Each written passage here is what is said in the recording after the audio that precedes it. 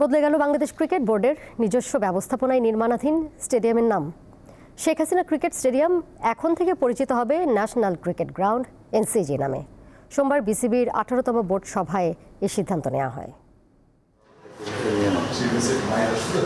ICC champions trophy থেকে দল দেশে ফেরার পর বিসিবির জরুরি বোর্ড সভা, কোচদের মেয়াদ বৃদ্ধি, নতুন বছরে ক্রিকেটারদের চুক্তি সহ লম্বা এজেন্ডা। তাই নির্ধারিত সময়ের আগেই শুরু হয় বোর্ড সভা, চলে 4.5 ঘন্টা। দুবাইয়ের বিমান ধরতে আগেই বেরিয়ে যান বোর্ড সভাপতি। তাই সংবাদ সম্মেলনে আসেন মিডিয়া কমিটি আর ক্রিকেট অপারেশনসের সভাপতি। নতুন বছরে ক্রিকেটারদের চুক্তি নবায়নের ক্ষেত্রে স্বভাবতই তালিকায় কিছু পরিবর্তন এসেছে। সেই সংখ্যাটা প্রকাশ না করলেও টেস্ট ক্রিকেটারদের জন্য সুখবর দিলেন ক্রিকেট অপারেশনস চেয়ারম্যান। স্যালারি বেড়েছে, ম্যাচ ফিজও বেড়েছে, দুটোতেই বেড়েছে।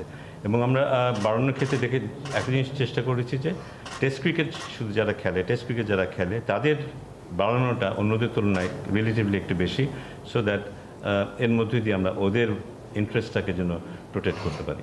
সরকার পরিবর্তনের পর আগস্টে বিসিবি সভাপতির দায়িত্ব নিয়ে ফারুক আহমেদ জানিয়েছিলেন পরিবর্তন করা হবে শেখ হাসিনা স্টেডিয়ামের নাম ও নকশা।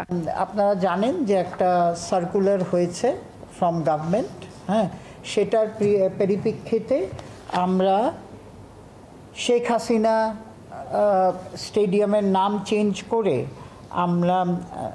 আমরা যেটাকে বলা হবে এখন এনসিজি, ন্যাশনাল ক্রিকেট গ্রাউন্ড।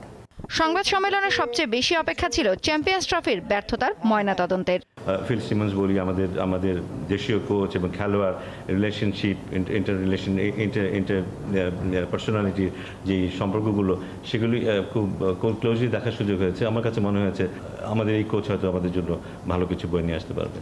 আমরা চেষ্টা করব একটা লম্বা সময়ের জন্য, সেটা হতে পারে 2027 সালের